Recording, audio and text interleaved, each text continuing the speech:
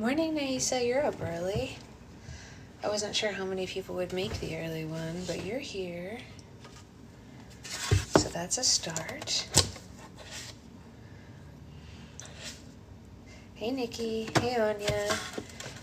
I guess for the East Coast people, this is probably an easier run of things.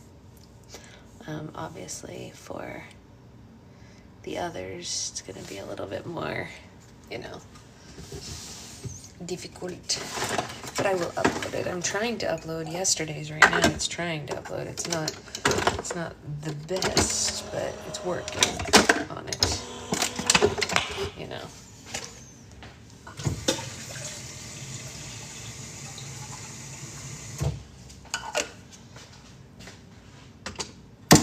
How's everyone feeling? Hey, Avery. Hey, Whitney.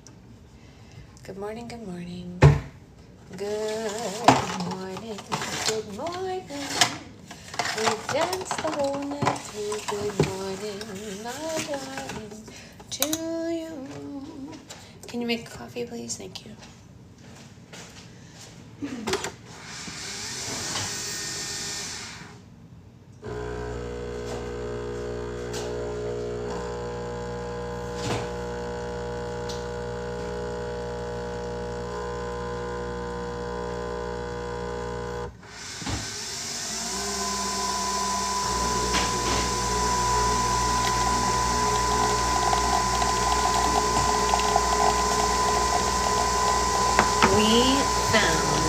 Check this out. We found the sugar-free whipped cream. They hardly ever have this at the stores. Yes, I'm very pregnant. They hardly ever have the sugar-free whipped cream at the stores. It's like super rare to find. So I got it so that I can have exciting coffee over Christmas. I can put whipped cream in my coffee. I'm so excited. I never get to have whipped cream. It's fun for me. I'm going to turn the brightness up on this. It's fun for me. I'm going to turn the brightness up on this. Hold on. Sorry, I don't know if it paused me for a second, but I wanted to turn the brightness up so I could read y'all's comments better. But like, they almost never stock the zero sugar one. I'm so excited.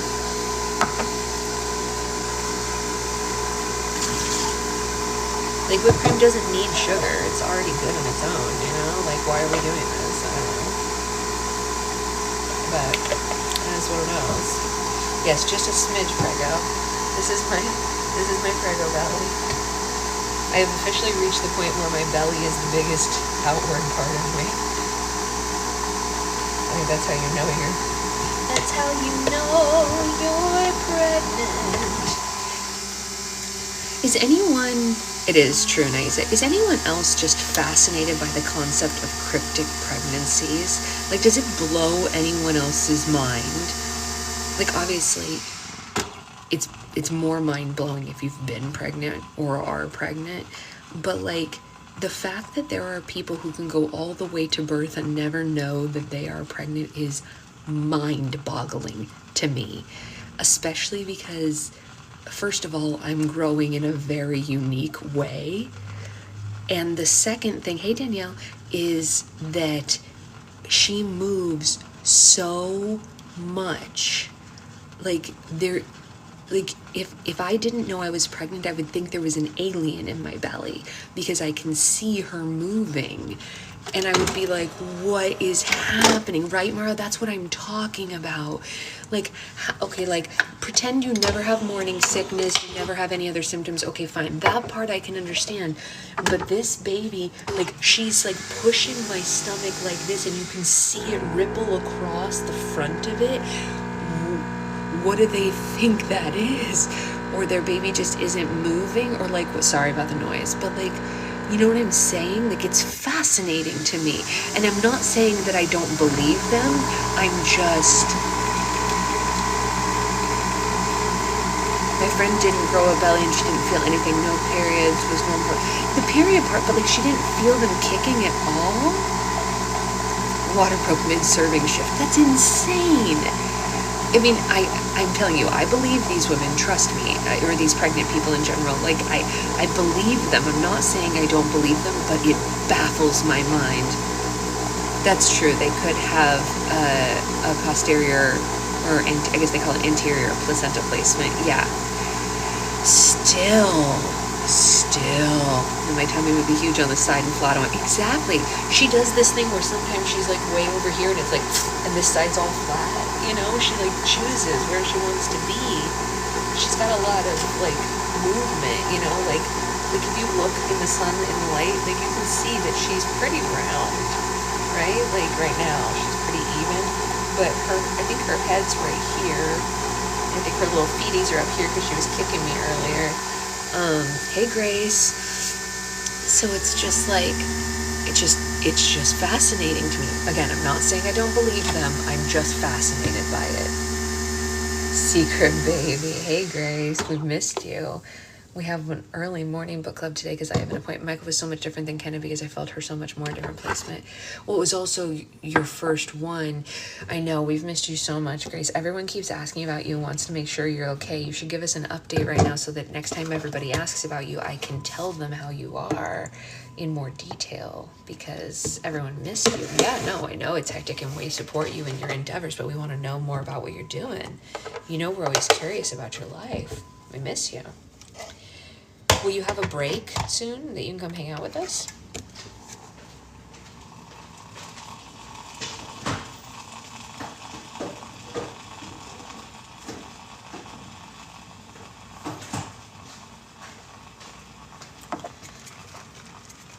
We do love you. Puerto Rico was great. Oh, that's not great. Oh, yeah, that's not what I wanted to hear at all, Grace. That is the opposite of correct answer. I wanted you to be like, I won a science award. Did you see the video where Michael calls Secret Baby Secret Agent Baby? Oh my gosh, I missed that part. Wait, link me to which one it is, Nikki. That's hilarious. Secret Agent Baby. I love it. I love it. Grace, what I wanted you to tell us is that you were going to space with slime. That was the answer I was looking for. Gosh, sorry we had a misunderstanding. I was definitely not looking for sick Grace at a funeral. You know what? We'll take a perfect annual review. I still would rather you go to space with slime, but I'll take a perfect review and I'm proud of you just the same. If anyone's new here, I'm just messing with Grace if you don't understand. Some people don't get sarcasm. I'm not actually picking on Grace and she knows that. I don't actually think she's gonna go to space with slime, although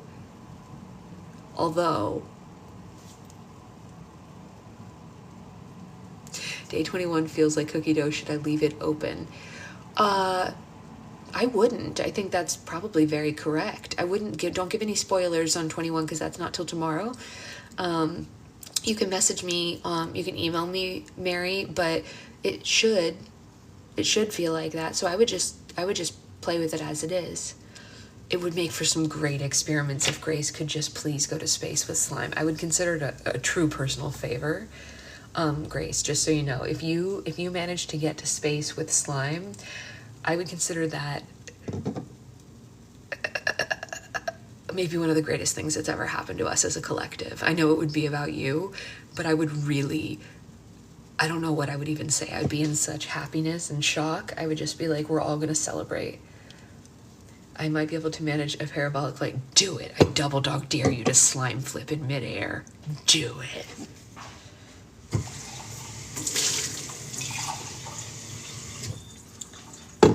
So for anyone who missed the beginning of the live, I actually managed, my store never stocks these, but I got the 0 sugar whipped cream. So I actually get to have whipped cream on my holiday coffee. And then I also get to make a mess. Apparently I had a friend, the Land Rover on Mars. Yeah, having a friend in space would be the coolest. So I get to have whipped cream for a couple of days because we found this.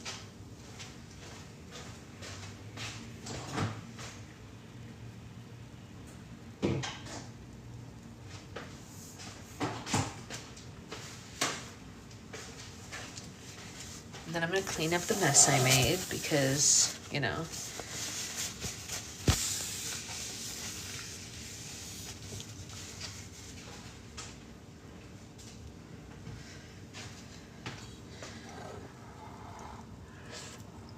Wait, there's sugar-free whipped cream. Yeah, but it's so hard to find. Our store almost never stocks it. You have to look for the one that says 0 sugar on it. Okay, thank you, Nikki. It's so yummy. I'm happy. I'm very content. So you have to look for the one that says 0 sugar on it. It's really hard to find. Our store only stocks it like once a year. It's so rare. So we bought 2. I'm not even gonna lie to you guys, I bought 2. I don't usually do stuff like that. Yeah, it's purple. Yeah. Yeah, ours is never in stock. Hey Amanda, how are you? Are you feeling okay? How's your baby? I say baby knowing that he's like grown, but he's still your baby. Welcome to a slightly early book club for doctor appointment reasons. Still good. We're still getting it done. All the missing friends are here this morning. I know. Maybe we should be doing it early all the time if we could get all our missing friends. Or maybe it's because it's the holiday. I love it, but it's so bad for me. Yeah, I love whipped cream too. Listen, I love whipped cream too. We're good. Just so many appointments trying to catch up on life. And also, Amanda, I did get a message back from the post office about your thing. So the claim is processing. It hasn't gone through yet, but we're working on it. So you and I can talk about how you want that replaced, because I know you used a credit from your other months. So you can either get your slime back, you can get different slime. We can figure it out. But you can have whatever you want, obviously. Like maybe you just want stuff from the next restock instead. I don't know. You decide. But they're like, I guess it went to a different town or something by accident, but they marked it delivered. I don't know. I don't really understand what the guy was trying to say. He sent me an email and he was like, it was supposed to be sent to this. I was like, bro, all I'm trying to tell you is it didn't show up. Just, that's it. I don't know. I don't know where it is. How would I know? It's a missing package. Thank you, Roxy. That's a very kind thing to say. Yes, the baby belly. Yeah, you know we'll figure it out, Amanda. You know we're not going to let it flounder. One way or another, we'll... It's sad, though. It's sad. Because they were good. And you had all one box. You were one of the one box people. See, this is the crazy thing, you guys. Like, when I was deciding to ship them out, I said to myself, last year I did everybody in 2 boxes, right? Like, I did either 6 and 6 or 12 and 12. And this year I was like, what if I get around some of the lost boxes by doing more boxes so they're not missing all their slimes? But then a couple of people only ordered the 12 and I had these size 12 boxes still. And I was like, well, I'll just give a couple of people these really pretty size 12 boxes. And Amanda was one of those people. No, of course, it is a small thing and it's not, but like my instinct initially was correct. I was like, if I use these cute boxes that like that's the one that gets stolen. Of course. Right? Of course. The one where I send someone their whole thing in one is of course the one time we actually had 2 get stolen or lost this year. Yours and then the 3rd box of Penelope's. But the good thing about that is she had all the other slimes and I was able to just replace her 6 really fast and it was easy, you know? Ridiculous. Ridiculous. Hey Gigi, long time no see. Okay, sorry, I had to get a little coffee in me. Christmas question, are you taking the decorations down immediately, people, or as long as possible? You took the day off? Yeah, Secret Husband has the day off too. So I'm at least through the first week of January person. I like the decorations, especially because my birthday is after Christmas. So I like still having the decorations up at my birthday.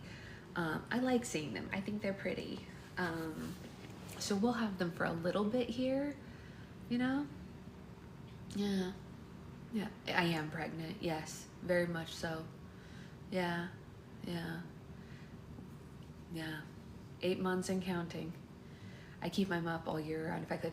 So I'm of 2 minds about that, Liz.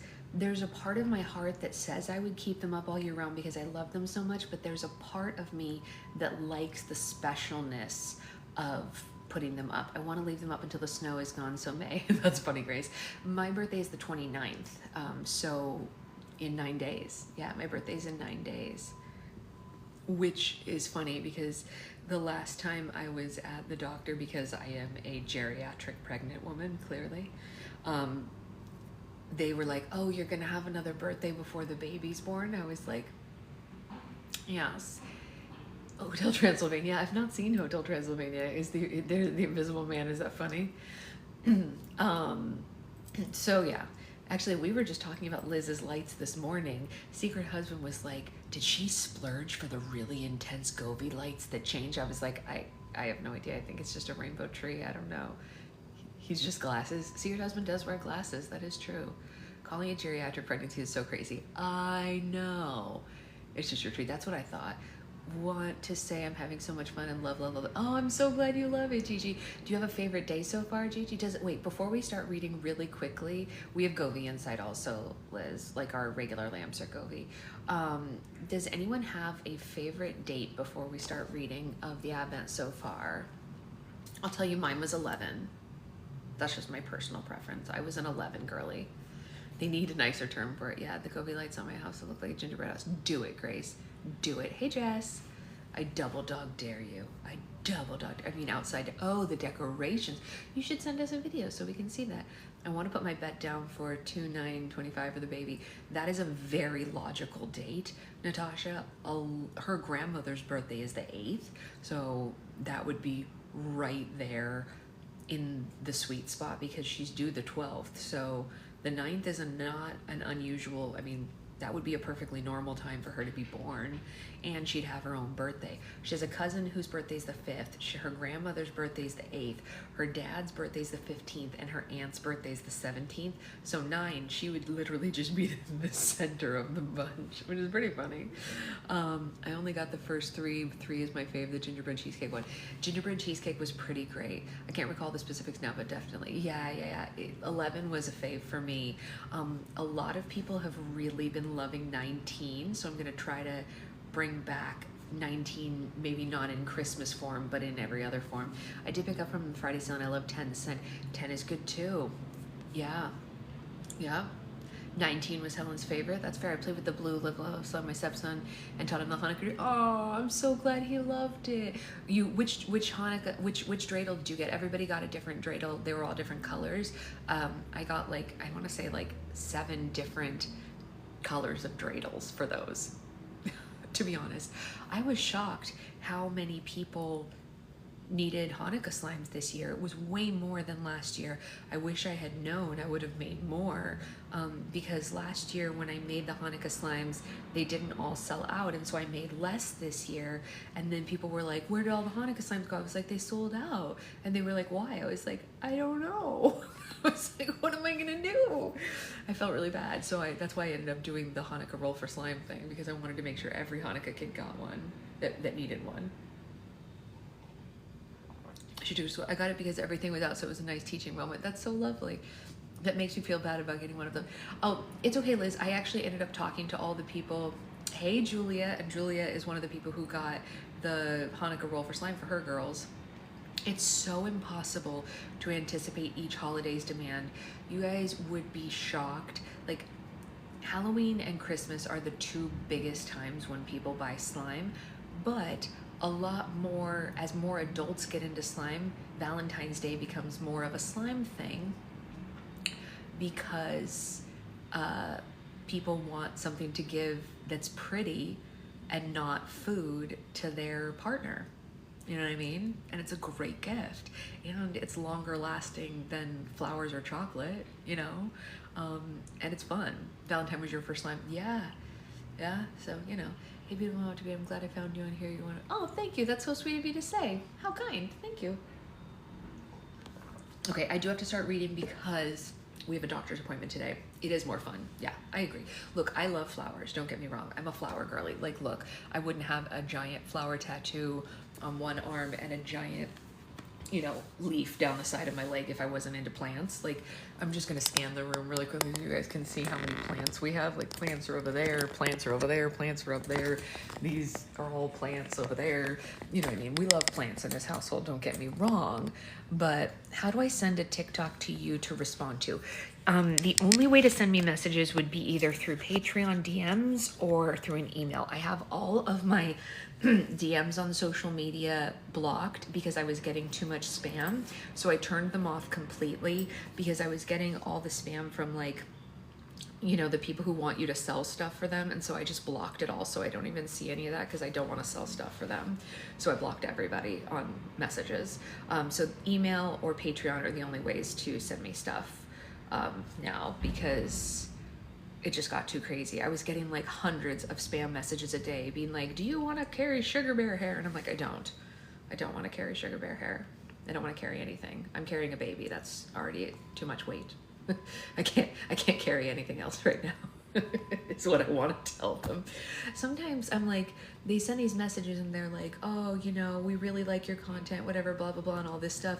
And then they ask me to like hawk something that very much is not in line with me. Hey, Ray, like I said, like I literally got an email.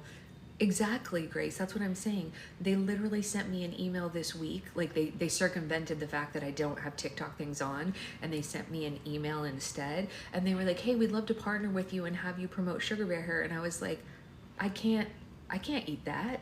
I was like, sorry guys, I'm sugar free. Like, there's no world where I'm gonna promote that. Yeah, they just look at your follower account and they assume you want to like shill their stuff.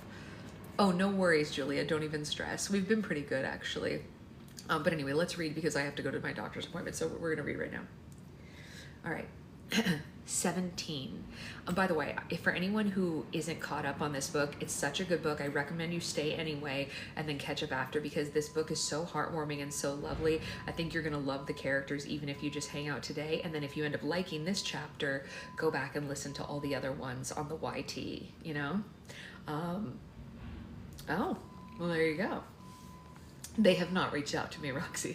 Sugar bear, no, I'm intrigued. It's like these gummy bears that they claim help you. Wait, reading this book, am I sitting on the book? That's amazing, Noah. It's such a good book.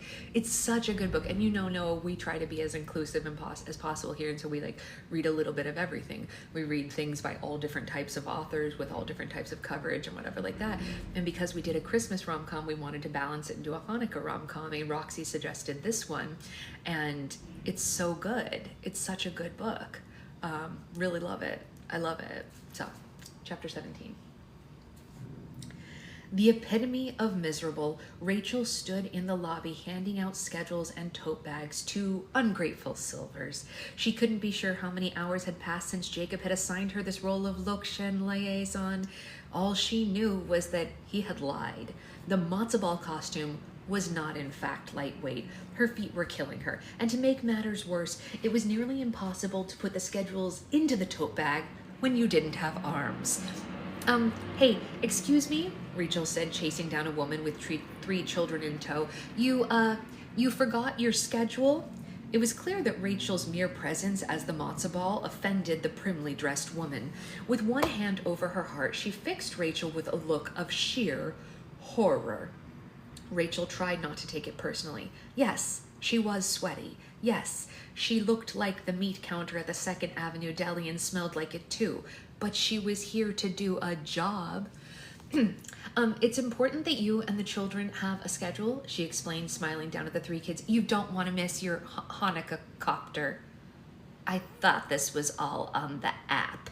Well, it is, Rachel said, trying not to show her frustration. But our CEO wants to make sure that all participants get a physical copy also, just in case. The woman was annoyed now. Nobody liked paper in the modern age. Honestly, I kind of agree with this woman. Like, chase me down to give me a paper schedule when there's an app. I'm probably going to be annoyed too. Still, Rachel was determined, refusing to back down from her position, and the woman finally acquiesced. Snatching the paper from her hand, the young mother and her children headed for the elevator. I would have been nicer about it to Rachel, but like, Jacob definitely set her up for disaster with this job. This was not nice. Rachel watched as the paper flittered out of the tote bag and onto the floor unnoticed. Great. Rachel watched the elevator doors close behind them and felt like the biggest idiot ever. It was pointless. Nobody was listening to her. Nobody liked the stupid costume or this ridiculous task. It was a giant waste of time. She got the distinct impression that Jacob was messing with her and setting her up for failure. She just didn't understand why. Rachel returned to her position by the front entrance. God, she was tired.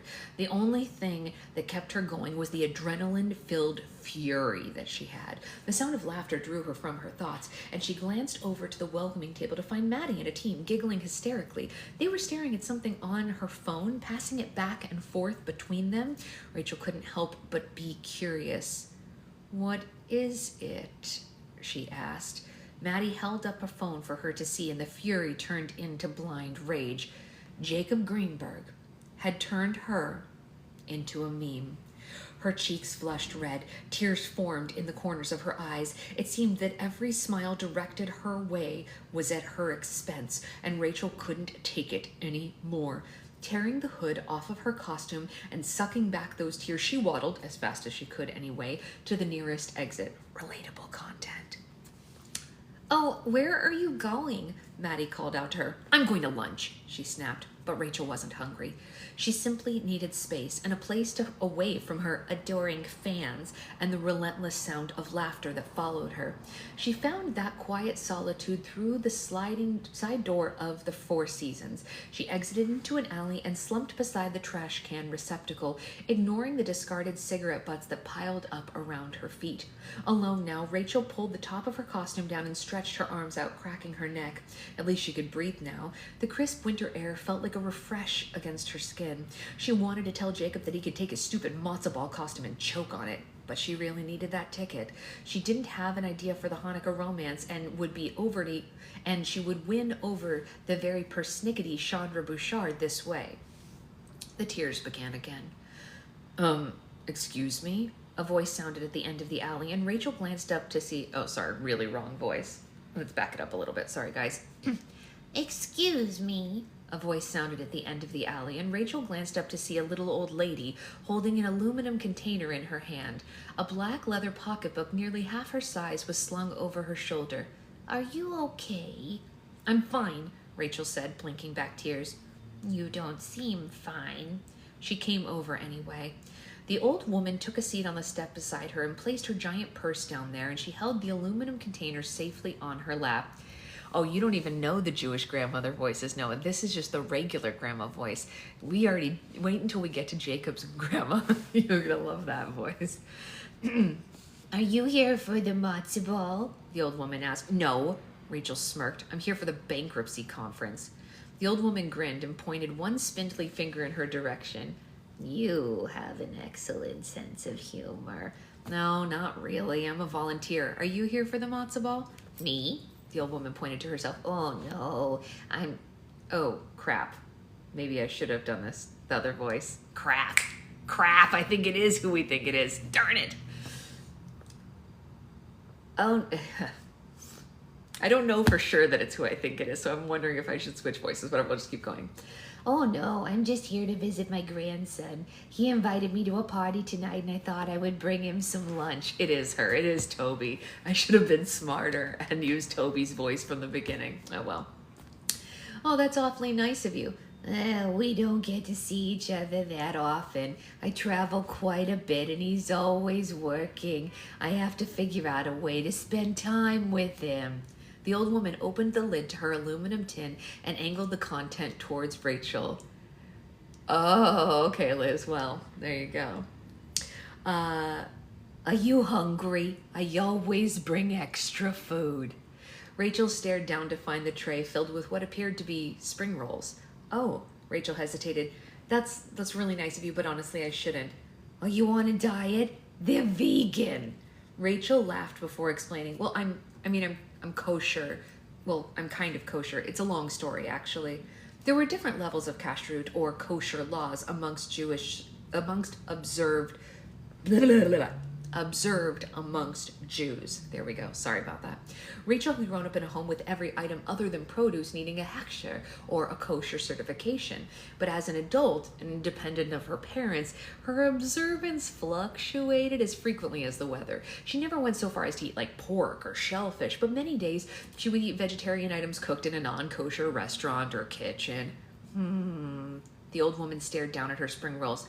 You know, it's tradition to eat fried food on Hanukkah to remind us of the miracle of the oil and how it lasted 8 nights when the Maccabees only had enough oil for one. I rather like that, don't you? Rachel nodded. Yeah, it's a nice tradition. I don't know about you, she said, leaning in with a mischievous twinkle in her eye, but I think it's important to maintain traditions. Are you sure you don't want one? You look like you could use a little nosh. The kind woman wasn't wrong. Rachel was starving. She glanced down the alleyway to make sure no one was watching before she reached inside the box and took one. The taste of cabbage and carrots and fried crunchy wrapper brought all her feelings to the surface, and she burst into tears. It's tough to be a matzo ball, the old woman said.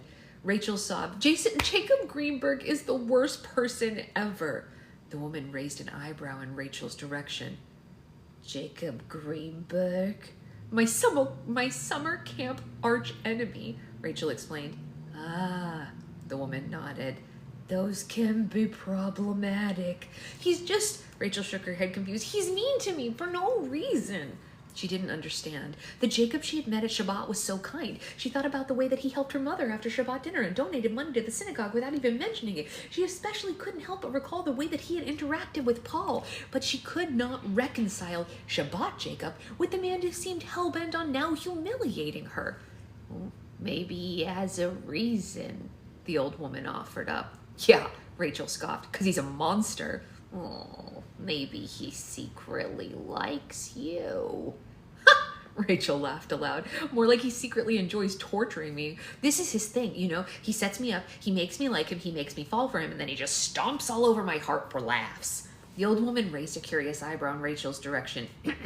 So, you do like him? No, of course not, Rachel said, defending herself. Jacob Greenberg means absolutely nothing to me. He could choke on a latke for all I care.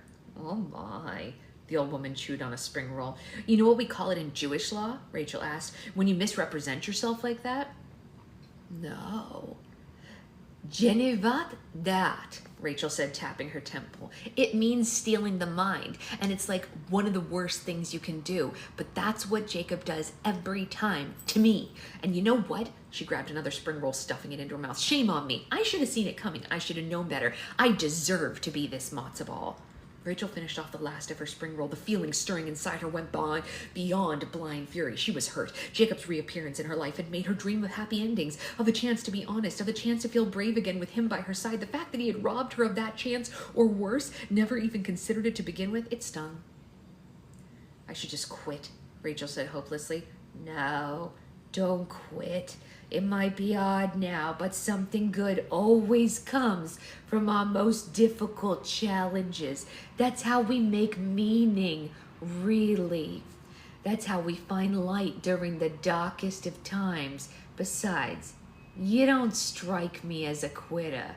Rachel nodded. She was like a dog with a bone when she settled her heart on something. She was not one to walk away from a challenge. Indeed, this singular driven focus had secured her first book contract. Despite the countless rejections, she had hunkered down, learned what she needed to, kicked open the door of Romance House, and she would need that same singular drive to help her now.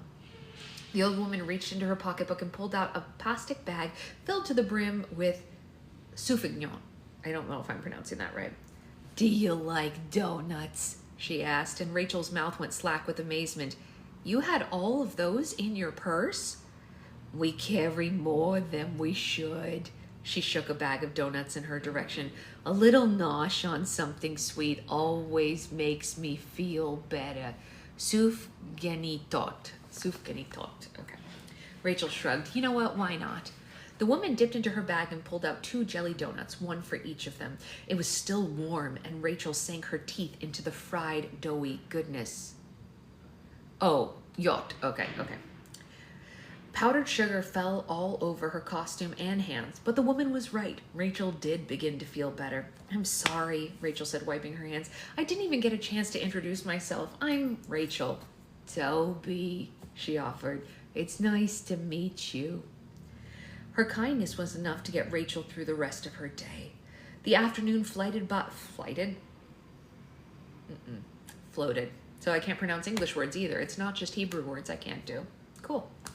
The afternoon floated by in a miserable drum of Silvers and their stupid frickin' schedules. Rachel tried to push through, tried not to let Jacob Greenberg know that he had gotten to her, but all she could think about was going home. By the time 5 o'clock rolled around, Rachel took the liberty. Heading to the bathroom, she removed her costume, dragged it out of the stall behind her, and she caught the reflection of herself in the line of mirrors around the sink. The fluorescent overhead lighting was not doing her any favors, by the way. Suddenly, the door opened, and Maddie, the young woman in charge of directly overseeing volunteers, appeared beside her. Pulling out bright red lipstick, she fixed her makeup in the mirror beside Rachel. She compared herself to the woman. Her short pixie cut, her strong chin made the woman striking. Rachel couldn't help but wonder about her relationship with Jacob. It seemed impossible that the two had not at least dated at some point. "Do you want to borrow?" Maddie asked, holding the lipstick out to her. "Oh." Rachel was surprised that she offered to share makeup with a woman she had just met. "That's very nice of you, but I'm good. It's not really my color." Maddie shrugged, and she put her lipstick away and focused on her eyeliner. Not that Rachel was jealous, she just realized how positively ridiculous it was for her to think that someone like Jacob, someone whose life was filled with fabulous people and nonstop parties, would ever be interested in her. "Well," Rachel sighed before heading for the door, "I guess I should get going. I'll see you tomorrow." "Wait," Maddie squinted in her direction, surprised. You're not going to stay for the party?" "What party?" "The Hanukkah party," she exclaimed. "Everybody's staying for it. Jacob didn't mention it to you?" "No." She said, "Well, Jacob's bringing dinner for everybody on the staff and drinks too. I think they're going to light the first night of Hanukkah candles as well. He always does some sort of party for the staff on the first night of setup of his events. It's just to say thank you for all your hard work and get everybody ready for the days ahead." "The days ahead?" Rachel asked curiously. "Yeah," Maddie exclaimed, checking herself in the mirror one last time. "Today was easy, of course. First day, set up, welcome the early guests, but everything gets more difficult and exhausting from this. It will be a mess, until it's not. That's always how it is with Jacob's events." Maddie's words sent dread to the bottom of Rachel's stomach. It seemed impossible that her days could get any worse than this one. And then again, Jacob had promised her a surprise tomorrow. "Yeah," Rachel said, annoyed at him and this whole terrible experience. "You know what, I think I'm going to go ahead and skip out on this one." "Oh, if Jacob asks where you are," "Trust me," Rachel said adamantly, "he won't ask." Rachel splurged on a cab home. It was a poor economic choice given the state of her career, but she couldn't bear the thought of expending any more energy on the subway. It seemed impossible. The idea of waiting on the platform for 15 minutes, or worse, having to stand for the entire 20-minute ride to her apartment. Besides, she would need all the energy she could muster to work on her proposal for Chandra Bouchard at Roman's house tonight. Landing back at her apartment, Rachel changed into her pajamas and went straight for her office. Taking a seat at the desk, and she stared, blinking at the cursor on her Microsoft Word. She didn't know where to begin writing her Hanukkah romance. She had the thought that volunteering for the Matzah Ball Max would just leave her inspired, but instead, all she felt was exhausted. Her eyes wandered over to the photo of her sitting on Santa's lap, and she sighed, picking it up, remembering what a great night that had been. She'd been filled with hope and promise, and her heart was bubbling over with excitement after meeting Shabbat Jacob, but then Matzah Ball Jacob arrived. The thought gave her an idea. Waking up her computer, she typed the title of her new manuscript, The Hanukkah Grinch. Just seeing the words there in black and white made her feel better. A smile appeared on her face, and suddenly she realized Toby was correct. She was going to make something good out of this dark situation after all. Rachel had survived as one day as Lokshen liaison, and she smiled through every repetitive, stupid, and ridiculous task that Jacob had asked of her. And now she was going to get her revenge. Full of motivation, she began to write her book, an inspired version of Jacob serving as the terrible antagonist. Her story wouldn't be a nice one. Her prose wouldn't be complimentary, but she would make certain that it would secure her a contract from Chandra Bouchard at Romance House. And as she pounded out pages, the moon lay visible over Manhattan, and her unlit menorah sitting watching from the windowsill. It was the first night of Hanukkah, and Jacob was prepared for a celebration. Standing in the main ballroom, he oversaw the delivery of 6 different styles of food, including kosher Chinese food, Italian food, French food, and charcuterie boards filled with cheeses and meats. How are they allowed to do that? Not sure.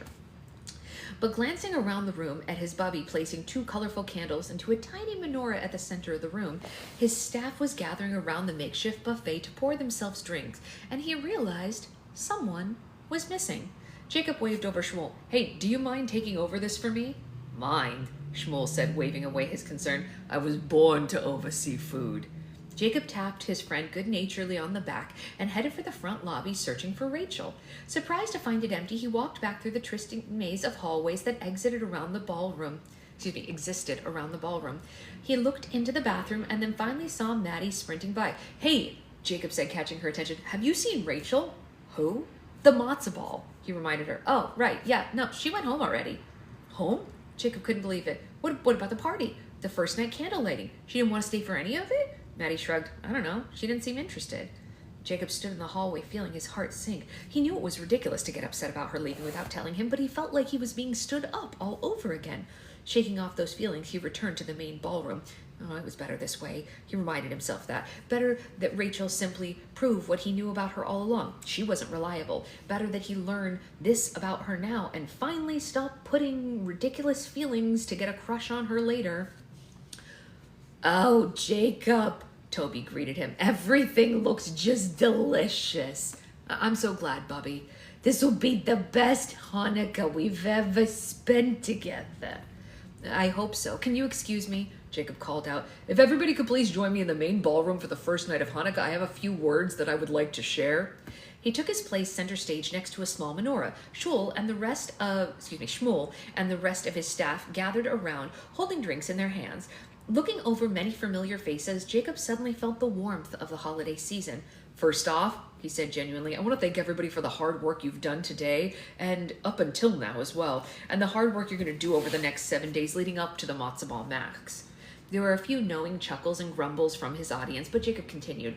"I also appreciate how many of you jumped in with full enthusiasm for this event. Even though we've never held an event like this before, you believed in the idea as much as I did. But more importantly, you're here.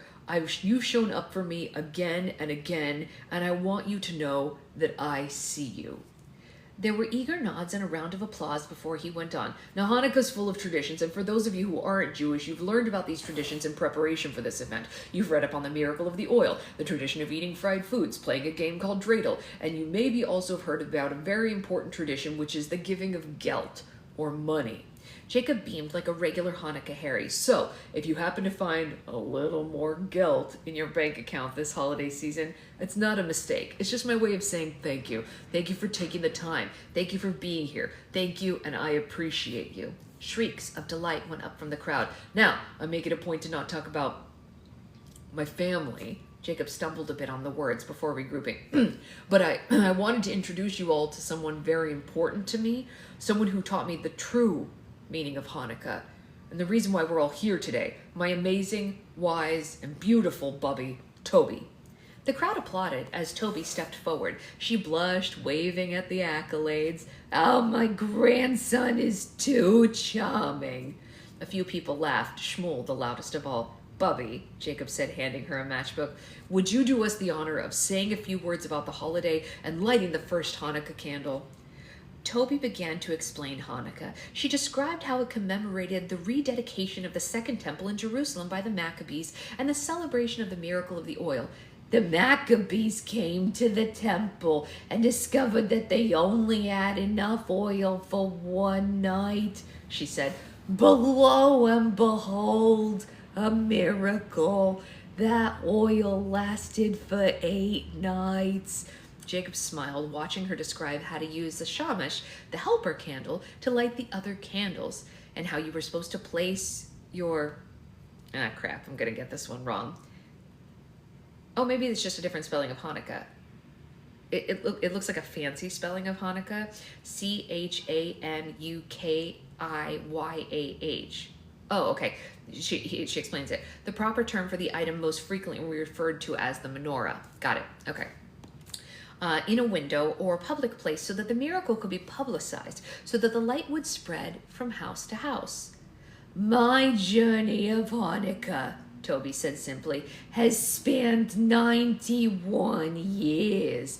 I've celebrated this holiday in Germany, in France, in New York, and Paris, all over the world with my grandson during good times and bad times alike. She quieted the small sadness sitting there in the tip of her throat.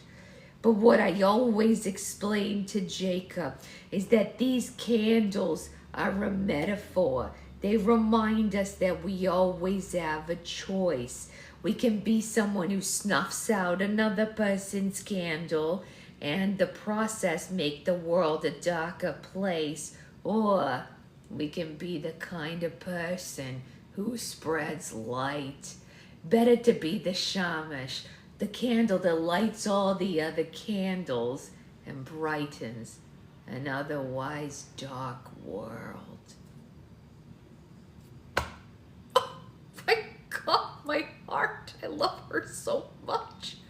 Oh, it's hard to read that in voice and not cry. She's so wonderful. And if anyone thinks I'm being offensive with her crazy voice, she's 91 years old and, you know, she's got a little bit going on here. 91-year-olds don't usually have a smooth voice. I'm just going to tell you that. Having a grandma who lived to 99, I'll tell you, they don't always have a smooth voice. If I was Rachel, I think I'd be a little salty towards Jake too. I think so too. I would be very salty towards him for putting me in a matzo ball costume and turning my butt into a meme. Anyway, let's keep going. A few thoughtful sighs went up from the crowd, and his bubby lit the match, and with everyone standing around together, they said the blessing for the first night of Hanukkah. Shouts of "Happy Hanukkah" exploded from the room. That sounded a little Santa. I apologize about that. Shmuel burst into a playful song, humming Mazor Tazur, and then he sashayed his way over to the kosher Chinese food. All seemed right in the world, especially with Jacob's matzo ball. An hour later, most of Jacob's staff had finished with their food and begun leaving for home. With the room finally quiet and Shmuel handling the delivery of their 10-foot menorah, Jacob found a quiet moment to spend with his grandmother. Unfortunately, she couldn't stay any longer. It was late, and having been at the Four Seasons since early this afternoon, even Toby Greenberg was tired. Jacob escorted his bubby to the front exit, linking one arm inside hers. He wanted to make sure she didn't stumble. I hope you had a good time tonight. I know my Hanukkah party was pretty tame compared to the adventures of your travels. Oh, yeah, Keel, Toby exclaimed, smacking him playfully. I had a wonderful time tonight. You had no idea how much I enjoyed meeting your colleagues and spending time with you. Yeah, me too. And you really can't come home right now? She turned to him, all sweetness. I made my famous rugalash this morning. Chocolate, strawberry, and apricot. Your favorite. You sure you don't have time to share a little nosh and come back to work later? No, I'm afraid I do need to do some paperwork this evening. She said sadly. Well, I guess I understand. Jacob moved to hail a cab. Yakil, she said before he could complete the task. There is something I did want to talk to you about. Jacob frowned. He did not like the seriousness of her tone. Is everything all right? You're not feeling ill, are you? Oh, sorry, that was her. He was saying that. Wait, is everything all right? You're not feeling ill, are you? No, she said cautiously. I'm perfectly fine. I just wanted to talk to you about Rachel. Rachel? Jacob didn't understand. What about Rachel? What are you doing? Jacob squinted. He had no idea what his grandmother was implying. I don't understand. You don't see a pattern here? A pattern? With your father? Jacob shook his head, confused. The last person Jacob wanted to think about right now was his father. He glanced down at the snowy avenue, searching for a cab, eager to get rid of his beloved bubby. Thankfully, in a harried voice interrupted their chat. Shmuel came running down the steps of the Four Seasons, waving a set of papers in his hand. Jacob, Shmuel said, bright red and out of breath. Come quick, it's a disaster. Excuse me a minute, Bubby, Jacob said before turning to his friend. What is a disaster? Shmuel grimaced but refused to answer. Oh, it's better that you come see.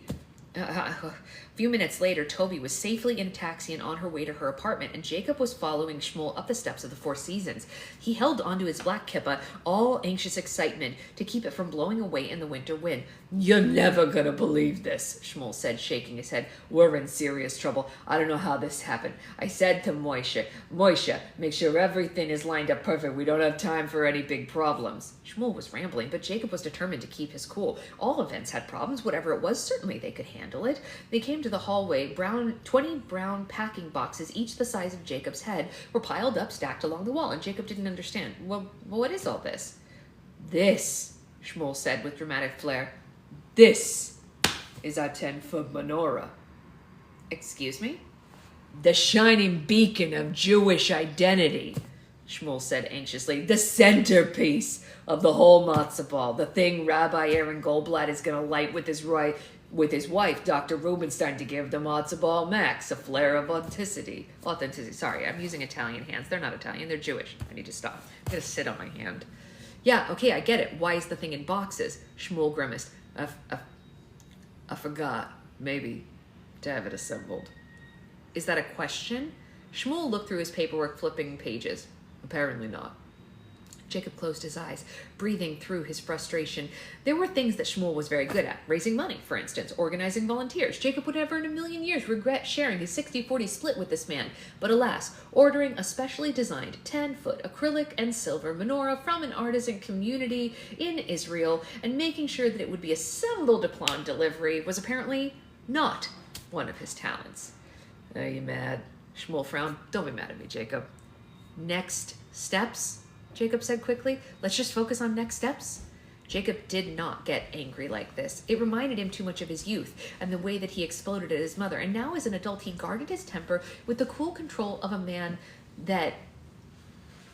raising the temperature on the thermostat. "Hey, good morning. Your coffee's over there if you want it." I just wish Oh, okay. we were going on. Yeah. He would not lose control. He would solve the problem. "Right," Shmuel said optimistically, lifting one finger in the air.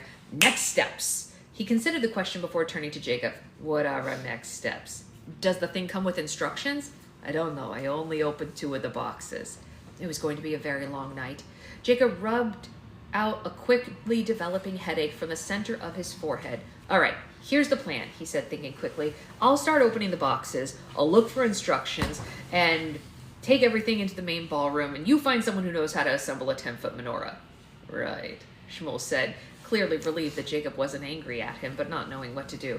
"And you don't worry about a thing, Jacob. I'll get this fixed. I'll call everyone I know in Brooklyn if I have to. I'll call all of Curious Joel, leave it to me." Shmuel raced off to make his phone calls, and Jacob got to work. But after opening the first box and staring at a million different unlabeled bolts and brackets, he couldn't help feeling that maybe he never should have come back to New York.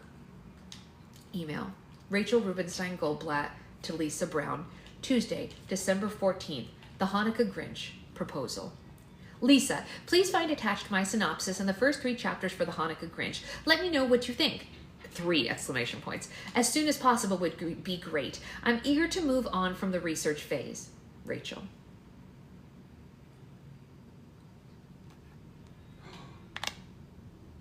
Dun, dun, dun!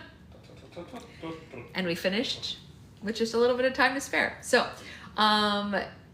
thank you all for joining us for an early book club today. Of course, for any one of our friends who couldn't make it, I'll have this uploaded later. I know, right? Well, the thing about it is, Naisa, sometimes when the idea really hits you and you don't have pregnancy brain, they just flow out really quickly.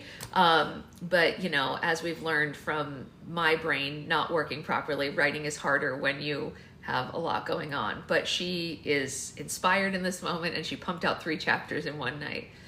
I need a little bit of that infusion in me. Oh, the character. Yes, the character's a writer. So yes, Naisa was saying she got the synopsis, but that is what her agent asked her for. Her agent was like, "Do you think you could get me the first 3 chapters this week?" And she was like, "No," and then she did it anyway because she's a badass. I've seen you write 3 chapters in a week. I've done 3 chapters in a day before, but That's not insane. since the baby. Well, She's taken all of my mental energy. That's okay. She didn't mean to. No, she didn't mean to. It's okay.